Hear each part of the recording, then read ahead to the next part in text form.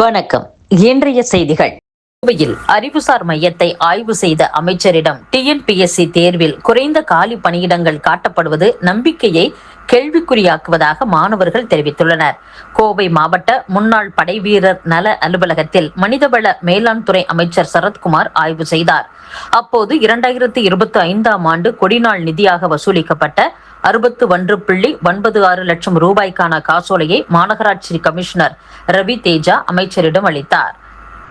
இதையடுத்து முன்னாள் படை வீரர்களுக்கு புற்றுநோய் நிவாரண நிதி, திருமண நிதி என 5.60 லட்சம் ரூபாய் நலத்திட்ட உதவிகளை அமைச்சர் வழங்கினார். தொடர்ந்து ஆடிஸ் வீதியில் உள்ள மாநகராட்சி அறிவுசார் மையத்தில் ஆய்வு செய்த அமைச்சரிடம் மாநிலத்தில் உள்ள அறிவுசார் மையங்களை தொடர்பு ரீதியாக ஒன்றிணைத்து தேர்வர்களுக்கு பயிற்சிகள் வழங்குமாறு மாநகராட்சி தரப்பில் கேட்டுக் கொள்ளப்பட்டது. போட்டித் தேர்வுக்கு தயாராகும் மாணவர்களில் சிலர் தமிழ்நாடு அரசு பணியாளர் தேர்வாணையம் நடத்தும் குரூப் 1 தேர்வுக்கு 2025 வரை ஆண்டுதோறும் குறைந்தது 70 காலி பணியிடங்கள் காட்டப்பட்டன. இந்த ஆண்டு வெறும் 26 காலி பணியிடங்கள் மட்டுமே காட்டப்பட்டுள்ளன. ஆண்டுதோறும் ஓய்வு பெறும் அதிகாரிகள் இருக்கும் நிலையில் காலி பணியிடங்கள் மிகவும் குறைவாக காட்டப்பட்டுள்ளது.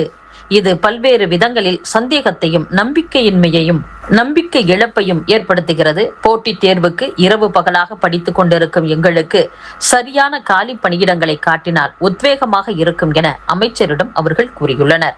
இது குறித்து துறை சார்ந்த அதிகாரிகளிடம் பேசுவதாக அமைச்சரும் நம்பிக்கை தெரிவித்து சென்றுள்ளார்.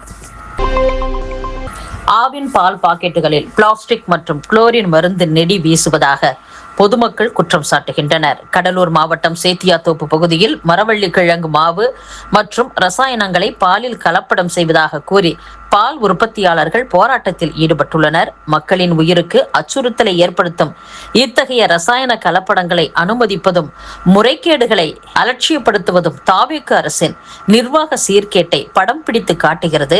முறையான தர கட்டுப்பாட்டு சோதனைகள் ஏதுமின்றி தினமும் ஆயிரக்கணக்கான லிட்டர் பாலை கொள்முதல் செய்வது கண்டிக்கத்தக்கது.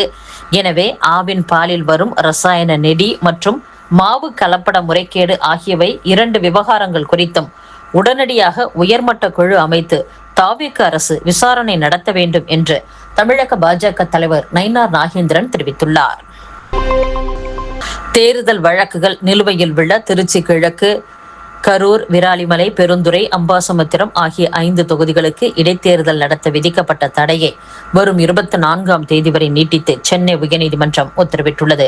சட்டசபை தேர்தலில் திருச்சி கிழக்கு, சென்னை பெரம்பூர் ஆகிய 2 தொகுதிகளில் வெற்றி பெற்ற முதலமைச்சர் விஜய் திருச்சி கிழக்கு தொகுதி எம்எல்ஏ பதவியை ராஜினாமா செய்தார். கரூர் எம்ஆர் விஜயபாஸ்கர், விராலிமலை சி விஜயபாஸ்கர், பெருந்துறை ஜெயக்குமார், அம்பாசமுத்திரம் இசக்கி சுப்பையா ஆகியோர் எம்எல்ஏ பதவியை ராஜினாமா செய்துவிட்டு அதிமுகவிலிருந்து தாவேகவில் இணைந்துள்ளனர். இவர்களின் வெற்றியை எதிர்த்து தொடரப்பட்ட தேர்தல் வழக்குகள் நிலுவையில் உள்ளதால் இந்த தொகுதிகளுக்கு இடைத்தேர்தல் அறிவிக்க தடை கோரி திருநெல்வேலி மாவட்டம் பாளையங்கோட்டையைச் சேர்ந்த பாஜக நிர்வாகி வெங்கடாச்சலபதி சென்னை உயர்நீதிமன்றத்தில் பொதுநல மனு தாக்கல் செய்தது குறிப்பிடத்தக்கது. ஆங்கிலேயர் வரும் முன்பே விஞ்ஞானம், கட்டடக்கலை, வானவியல், பூகோளவியல், யோகா, தியானம் என அனைத்து துறைகளிலும் சிறந்து விளங்கி உலகிற்கே முன்மாதிரியாக இந்தியா திகழ்ந்தது. இந்த உண்மையை அறியாமல் ஒரு குறிப்பிட்ட கல்வி நிறுவன நிகழ்ச்சியில் மனு தர்மம் மக்களை படிக்க விடவில்லை என இந்து மத வெறுப்பையும் சனாதன எதிர்ப்பையும் விடுதலை சிறுத்தைகள் கட்சியைச் சேர்ந்த அமைச்சர் வன்னியரசு கக்கி வருகிறார். ஏற்கனவே சென்னை பள்ளியில் நடந்த என்சிசி விழாவில் ஜெய்ஹிந்த், ஸ்ரீமான் என பாரம்பரியமாக கூறப்படும் வரவேற்பை தவறாக புரிந்து கொண்டு மத வெறுப்பை தூண்டும் வகையில் பேசியவர் இதே வன்னியரசுதான். அனைத்து மதத்தினருக்கும் பொதுவாக செயல்பட வேண்டிய மக்கள் பிரதிநிதி ஒருவர் குறிப்பிட்ட ஒரு மதத்தை மட்டும் உயர்த்தி பேசுவது நாட்டின் இறையாண்மைக்கு எதிரானது என்று இந்து முன்னணி மாநில தலைவர் காடேஸ்வரா சுப்பிரமணியம் தெரிவித்துள்ளார். மேகதாது அணை கட்டுவது தமிழகத்திற்கு எதிரானது என லோக்சபா எதிர்க்கட்சி தலைவர் ராகுல் காந்தி சொல்வாரா? அப்படி சொன்னால் தேசிய ஜனநாயக கூட்டணியில் இருந்து வெளியேற தயார் என்று பாமக தலைவர் அன்புமணி கூறியுள்ளார். காவிரி நதிநீர் பிரச்சினைக்கு தீர்வு காண வேண்டியது பிரதமர் மோடியின் கடமை. தேசிய ஜனநாயக கூட்டணியில்தான் அன்புமணி இருக்கிறார். பிரதமர் மோடியை எளிதில் அணுகக்கூடிய நிலையிலும் இருக்கிறார். இந்த வாய்ப்பை பயன்படுத்தி பிரதமர் மோடி மற்றும் மத்திய நீர்வளத்துறை அமைச்சருடன் பேசி தமிழகத்திற்கு தண்ணீர் திறந்துவிடும் முயற்சியை அன்புமணி மேற்கொள்ள வேண்டும். அதற்கு மாறாக தேவையில்லாமல் ராகுலை வம்புக்கு இழுப்பது எந்த விதத்திலும் நியாயமல்ல. ராகுல் பிரதமரானதும் இந்த கோரிக்கையை அன்புமணி வைக்கலாம் என்று தமிழக காங்கிரஸ் தலைவர் மாணிக்கம் தாக்கூர் பேசியுள்ளார். வாட்ஸ்அப்பில் வரும் தகவலை வைத்து திமுக தலைவர் ஸ்டாலின் மக்களை தேவையில்லாமல் குழப்ப வேண்டாம் என்று மின்சாரத்துறை அமைச்சர் நிர்மல்குமார் தெரிவித்துள்ளார். செய்தியாளர்கள் சந்திப்பில் பேசிய அமைச்சர் நிர்மல்குமார், இந்த ஆண்டும் கடந்த ஆண்டும் கோடை காலத்தில் 2-3 மடங்கு மின்கட்டணம் வந்தது தொடர்பாக மதிப்பீடு செய்யப்பட்டது. கடந்த ஆண்டில் 11.50 லட்சம் பேருக்கு 3 மடங்கிற்கு மேல் மின்கட்டணம் வந்துள்ளது. இந்த ஆண்டு 9.60 லட்சம் பேருக்கு தான் அந்த அளவுக்கு கட்டணம் வந்துள்ளது. கடந்த ஆண்டை விட இந்த ஆண்டு 2 லட்சம் பேருக்கு குறைவாகவே 3 மடங்கு கட்டணம் வந்துள்ளது. தற்போது அதிக மின் கட்டணம் வந்த இணைப்புகளில் வழக்கமான மறு ஆய்வுதான் நடக்கிறது. ஆனால் மக்களை குழப்பும் வகையில் ஸ்டாலின் அறிக்கை வெளியிட்டிருக்கிறார்.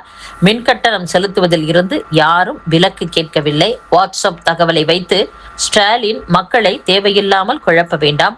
அவர் தெரிவித்தபடி 3.70 லட்சம் பேரிடம் இருந்தெல்லாம் புகார்கள் வரவில்லை. இத்துடன் செய்திகள் நிறைவடைகின்றன. மீண்டும் நாளை சந்திப்போம். வணக்கம்.